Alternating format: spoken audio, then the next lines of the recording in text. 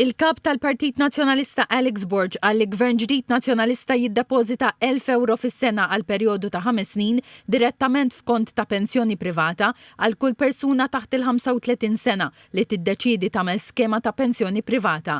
Għalli dawn ifissru kontribuzzjonijiet ta' 5,000 euro biex iż-żgħażagħ jibdew jibnu pensjoni oħra minn barra dik tal-gvern.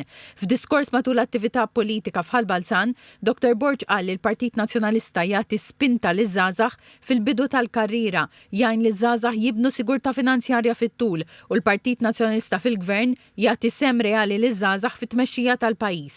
Żied li l-istipendji għandhom jirriflettu l-ispejjeż reali tal-istudenti tal-lum u tenna l-proposta tal-Partit Nazzjonalista li gvern immexxi minnu iżid l-istipendju tal-istudenti kollha b'25%.